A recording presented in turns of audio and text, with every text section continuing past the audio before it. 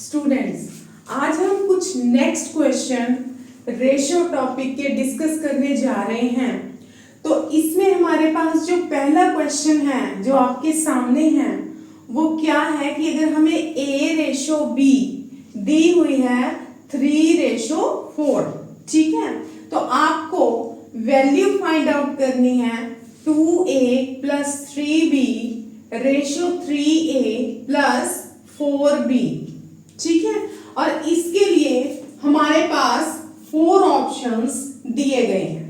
Question को दोबारा देखिए, A रेशो B मतलब कि आपको A रेशो B की जो वैल्यू है क्या दी गई है 3:4, और आपको जो वैल्यू फाइंड आउट करनी है वो किसकी करनी है 2A + 3B ratio 3A + 4B, ये रेशो आपको फाइंड आउट करनी है। तो अब हम क्या करते हैं, जैसे कि अगर हम डायरेक्टली सॉल्व करें तो A की वैल्यू हम क्या ले लेंगे 3 और B की वैल्यू को हम क्या ले लेंगे 4, ठीक है, डायरेक्ट मेथड है बिल्कुल। तो आपने A की वैल्यू को 3 ले लेना है इस तरह से, जहां पर A है वहां आप 3 फिल कर दीजिए और जहां B है वहां आप 4 फिल कर देंगे। इसी तरह से नेक्स्ट में भी जहां पर A है वहां आप 3 फिल कर देंगे और जहां B है वहां आप 4 फिल कर देंगे। तो जब हम इसे सॉल्व करते हैं 2 3 6 + 3 4 12, यहां से हमारे पास आ गया, और नेक्स्ट में 3 3 9 एंड 4 4 16। तो स्टूडेंट्स इस तरह से हमारे पास जो आंसर आता है 12 + 6 18 एंड 16 + 9 is 25। तो आपके पास जो आंसर आता है 18:25। तो इट मींस कि हमारा जो डी ऑप्शन है वो सही है, ठीक है। अब इस तरह से आपने कोई भी क्वेश्चन अगर आपको इस तरह से आता है तो आपने डायरेक्ट वैल्यू A और B की फिल करनी है।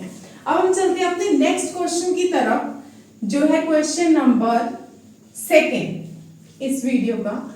और क्वेश्चन क्या है देखिए, the angles of a triangle are in the ratio 2:7:11 and then angles of the triangle are, आपको ऑप्शन दिए गए हैं।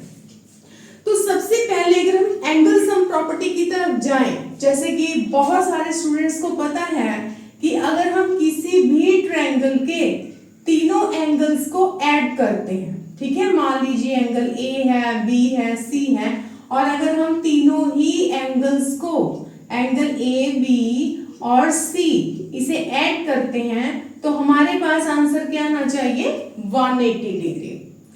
तो अगर हम डायरेक्टली करें, हम इसमें से वो पहले ऑप्शन चूज करेंगे जिनका सम 180 है, उससे हमारा क्वेश्चन थोड़ा इजी हो जाएगा। लेकिन देखने वाली बात क्या है आपके पास, देखिए डी ऑप्शन है नन ऑफ दिस। अगर हम सी ऑप्शन की बात करते हैं और अगर हम तीनों ही एंगल्स को ऐड करते हैं, जैसे 70 + 30 + 80 180। अगर हम बी ऑप्शन की बात करते हैं तब भी तीनों एंगल्स को 70 + 20 90 + 90 180। और इसी तरह से अगर हम अपने फर्स्ट ऑप्शन की बात करते हैं, जैसे कि 8 + 3 11 + 9, मतलब अगर आप इन्हें भी ऐड करेंगे तो ऑब्वियसली क्या आएगा 180। तो यहाँ पर हमें बहुत ज्यादा कंफ्यूजन हो जाता है कि हम अपने तीनों ऑप्शन में से कौन सा ऑप्शन लें, ठीक है। अगर आपके पास इस तरह से क्वेश्चन आ रहा है कि अगर आपको सम 180 मिल रही है बाकी ऑप्शन में नहीं मिल रही, तब भी आप उसे टिक कर सकते हो, ठीक है, वेरीफाई कर सकते हैं हम बाद में। लेकिन अब इनका ऑप्शन हम कैसे क्वेश्चन को निकालेंगे, तो इसका एक बहुत ही इजी सा तरीका है। देखिए जैसे आपने 2 7 और 11 को लिखा है, ठीक है। अब इसके लिए बहुत सारे मेथड्स है, याद रखिए एक मेथड नहीं है, बहुत सारे मेथड्स हैं। तो जो मेथड सबसे ज्यादा जरूरी है, सबसे ज्यादा इजी है और इम्पोर्टेंट है वो ये है कि आप इसमें 2 7 और 11 की जो रेशियो है इसे किसी ऐसे नंबर से मल्टीप्लाई मल्टीप्लाई कीजिए कि मल्टीप्लाई करने के बाद आपको इस ऑप्शन में से कोई ना कोई आंसर जो है वो जरूर मिले। अब जैसे मान लीजिए कि 18 है और यहाँ 2 है, तो 18 को 2 को किससे मल्टीप्लाई करें कि 18 आ जाए? किससे मल्टीप्लाई करें? यस, 9 से। तो अगर हम इसे 9 से मल्टीप्लाई करते हैं तो 18 आता है।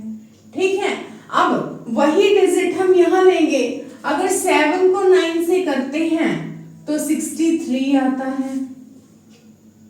अगर हम 11 को 9 से करते हैं, 9 मीन्स 9 डिग्री, ओके, तो अगर हम 11 को 9 से करते हैं तो 99 आता है। तो यहां से हमारे पास ये तीनों ही डिजिट्स मैच करती हैं। और प्लस उसके बाद आप इन तीनों को, जैसे मैंने आपको पहले भी कहा है, तीनों को प्लस करके देखिए, क्या हमारे पास 180 आता है। ठीक है, अगर ऐसा है तो फिर आपका ए ऑप्शन सही है। ठीक है, तो इस तरह से आपने करना है। एक ट्रिक और भी है इस क्वेश्चन की, सबसे जो जरूरी, इंपॉर्टेंट और इजी है वो मैंने आपको बता दी है। अब इसके बावजूद भी हम एक दो और ट्रिक जो है इसमें यूज कर सकते हैं। किस तरह से देखिए, 7 + 2 कितना होता है? 9। 7 + 2 कितना होता है? 9। और अगर मतलब सेकेंड डिजिट में फर्स्ट प्लस कर देंगे और लास्ट में से फर्स्ट माइनस कर देंगे तब भी आपके पास सेम नंबर आता है। इन केस अगर आपके पास सेम नंबर आता है तभी आप उसी सेम नंबर से मल्टीप्लाई करेंगे। अदरवाइज आप बाय इंस्पेक्शन मेथड भी खुद से जज कर सकते हैं कि किस नंबर से मल्टीप्लाई करना है कि हमारा ऑप्शन आ जाए। ठीक है, तो इस तरह से आपने अपने क्वेश्चन को सॉल्व करना है।